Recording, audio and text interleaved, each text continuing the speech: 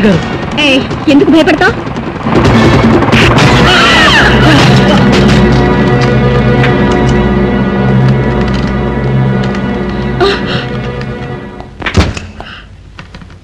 నువ్వు మనిషివి కాదు, పశువి. You bloody fool.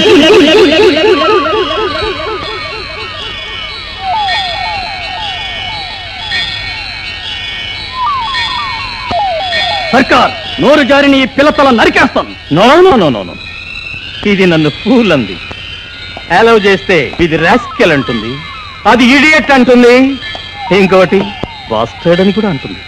అందుకే ఈ పృథ్వీపతిని నన్ను జారితే బ్రతికున్నంతకాలం శిక్ష. పసితనమా? పరువంతో పిట. బాబు, మీ కాళ్ళు పట్టుకుని పిల్ల, దాన్ని వదిలేయండి బాబు. తరిం కొట్టించాలి కానీ కాళ్ళు పట్టుకోకూడమ్మా. ఈ ముసలిదాన్ని లాగిపారేయండి.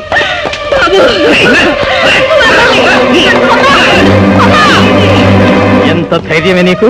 కాదు. అలాగా? నీ చుట్టూ ఇంతమంది నాగరికులున్నారు, మొలతాడు కట్టిన మగాళ్ళున్నారు. ఎక్కడ? ఒక్కడిని ఇవ్వడానికి వాళ్ళు రానక్కర్లేదురా. ధైర్యం ఉంటే నా మీద చేయి. Very good.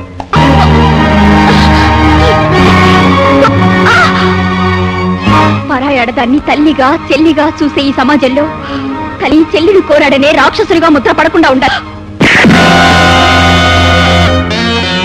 తల్లిని గౌరవించి చెల్లిని అభిమానించే మగవాళ్ళు ఇంకా బ్రతికున్నారమ్మా.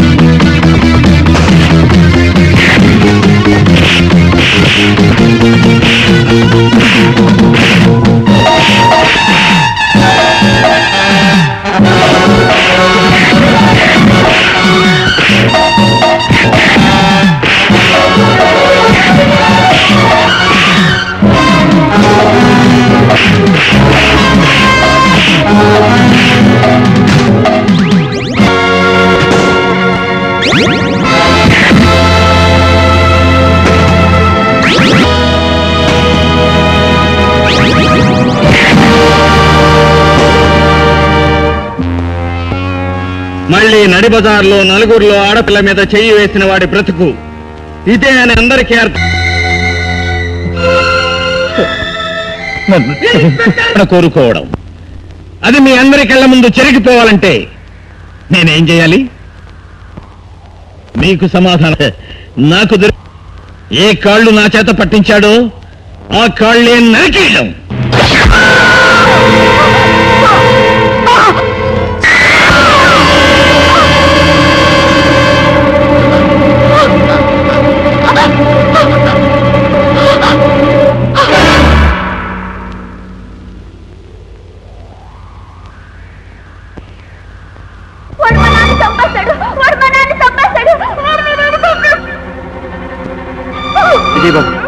ఇప్పుడు వారి కొడుకుని తెలిసి నిన్ను చంపేస్తాడు. నాకు ఎదురు తిరిగిన వాళ్లకు ఎలాంటి శిక్షలు వేస్తానో శాంపిల్ చూపించడానికే ఈ పని చేశాను.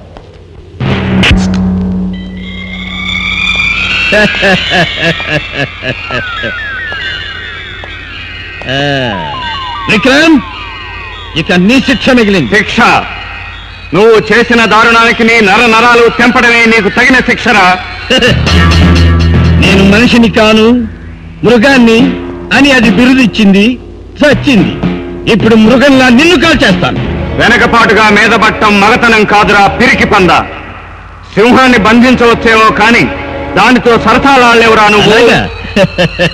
ఇప్పుడు వీళ్ళందరి ముందు నా కాళ్ళు పట్టుకొని క్షమాపణ చెప్పు.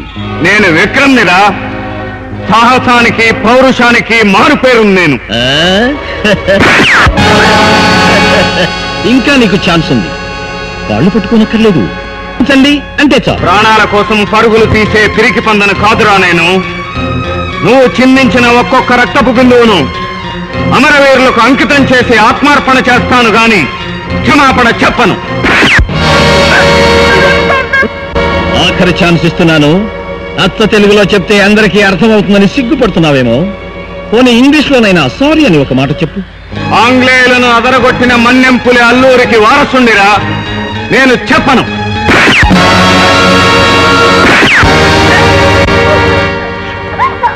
కాల్చరా, కాల్చు.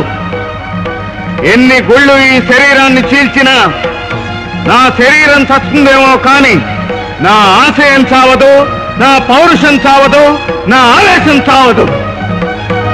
ఈ విక్రమ్ శరీరంలోంచి రాలిపడ్డ ఒక్కొక్క రక్తపు బిందువు కోటాను కోట్ల మందికి పౌరుషాన్ని ఇస్తుంది, నీ అంతం చూస్తుంది.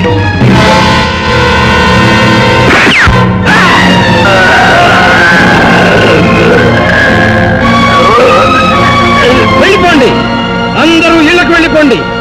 ఎవరైనా వాడి శవాన్ని దహనం చేస్తే వాడి కుటుంబాన్ని సర్వనాశనం చేస్తాడు. వెళ్ళండి.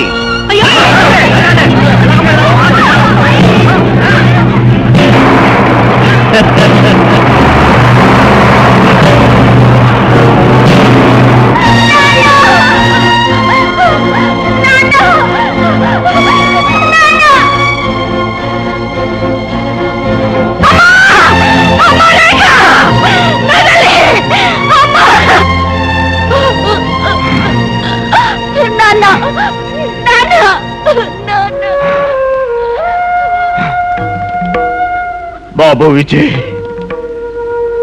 నీ తండ్రి తల వంచని పౌరుషవంతుడ్రా. నాకు ఈ స్థితిని తెచ్చిన ఆ పృథ్వీపతిని చట్టానికి అప్పగించటానికి నువ్వు ఒక పోలీస్ ఆఫీసర్వి కావాలి.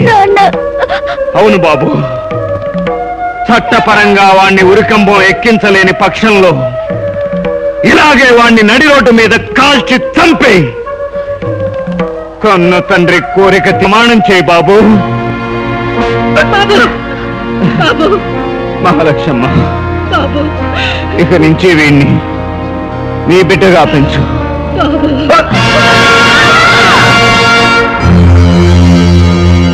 పృథ్వీపతి, నువ్వు ఇన్స్పెక్టర్ విక్రమ్ కొడుకు కదా? అస్థి పంజరాల మీద అంతస్తులు కట్టుకుంటున్నావన్న మాట. పెరిగి పెద్దవాడవై పోలీసు అయ్యావన్నమాట. నీ చేతులకు సంకెళ్ళు వేయించడానికి. నేను కోరుకుంటే ఈ చేతులకి పూల సంకెళ్ళు పడతాయే కాని నేను కోరుకున్నా కోరుకోకపోయినా ఈ ఇనప సంకెళ్ళు మాత్రం పడవు.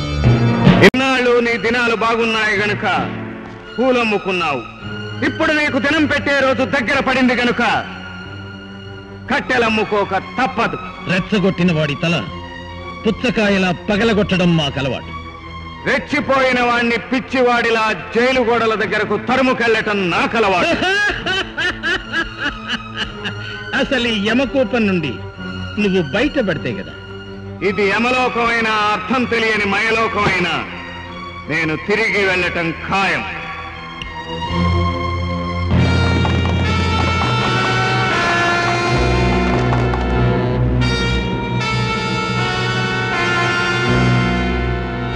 చూసావా, ప్రతి ఒక్కడి చేతిలో గన్ ఉంది. ఆ గన్స్ లో బుల్లెట్స్ ఉన్నాయి. నేనొక్కసారి కనుసైగ చేస్తే నీ శరీరాన్ని జల్లెల్లా చేస్తాయి ఆ బుల్లెట్స్. మారణాయుధాలు సరఫరా చేసే నీకు ఆటం పవర్ గురించి వివరంగా చెప్పనవసరం లేదనుకుంటాను. ఒక్క బుల్లెట్ కూడా నన్ను చేరకముందే దీన్ని పేలిస్తే నేను, నువ్వు, ఈ భవంతి మొత్తం భస్మీపట్నం అయిపోతాం. ఏమిట్రా ఆలోచిస్తున్నారు? నాతో పాటు భస్మీపట్నం అయిపోవాలంటే కాల్చండి, లేదా ఆ తుపాకులు కింద పెట్టండి. Come on, put your guns down. నువ్వు కనుసైగ చేయటం కాదు కదా, ఇప్పుడు నీ కంఠనాళాలు తెగిపోయేలా కాల్చండి అని అరిచిన వాళ్ళు కాల్చలేరు. ఎందుకంటే తుపాకులు వాళ్ళ చేయి జారాయి, ధైర్యం వాళ్ళ గుండెల్లోంచి జారిపోయింది. పాలాక్షుడికి 3 కళ్ళుంటే నాకు 1000 కళ్ళున్నాయిరా. నన్నెవరూ జయించలేరు. పృథ్వీపతి, ఇప్పుడు నిన్ను చంపటం లేదు. ఎందుకో తెలుసా? కన్ను మూసి తెరిచే లోపు నువ్వు చావటం నాకు ఇష్టం లేదు. నా తండ్రిని నువ్వు కాల్చి చంపినట్టు నిన్ను నడివీధిలోకి ఈడ్చుకు వెడతాను. ప్రజలందరూ చూస్తుండగా అంతవరకు నేనే నీకు ఆయుష్ పోస్తున్నాను. ఆగు. ఇంత దూరం వచ్చి శవాన్ని వదిలిపెట్టిపోతున్నావే?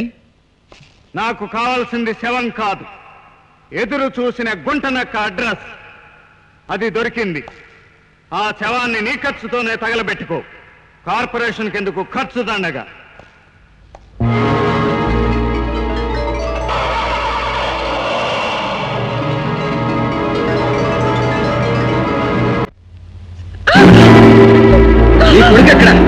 చెప్పు.